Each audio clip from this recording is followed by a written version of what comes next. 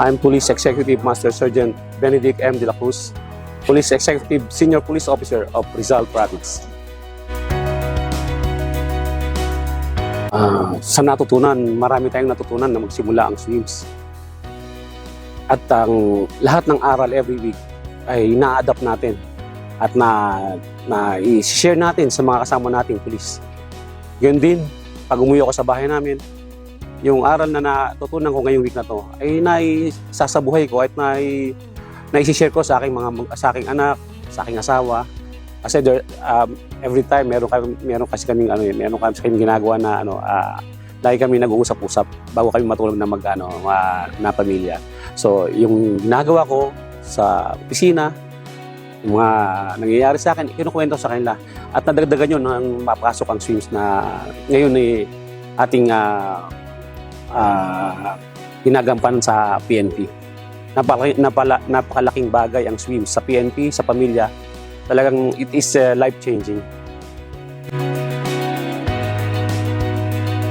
Ito po yung gustong-gusto kong verse sa Bible, yung Philippians 4:13. I can do all things through Him who strengthens me.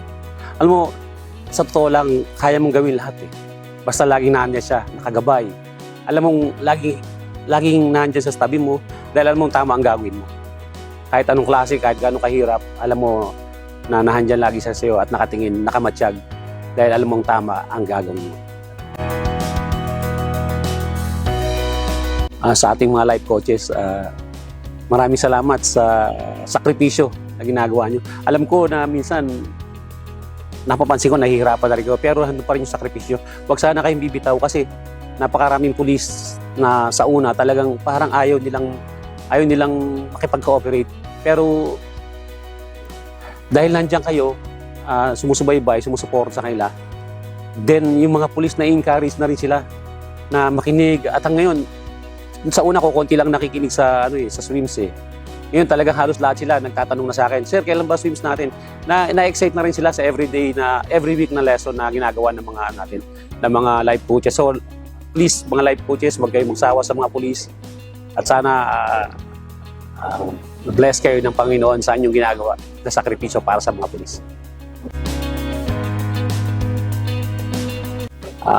Sa ating mga kapwa-pulis, alam mo, napakaganda yung nangyari ito dahil meron tayong suporta at andyan po ang ating mga life coaches na nagbibigay ng lingguhang aral ng Diyos.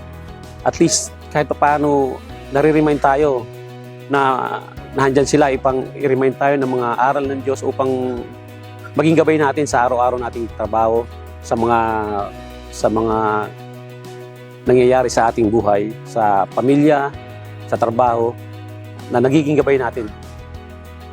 Sana sa ating mga kapulisan, maging makinig lang tayo at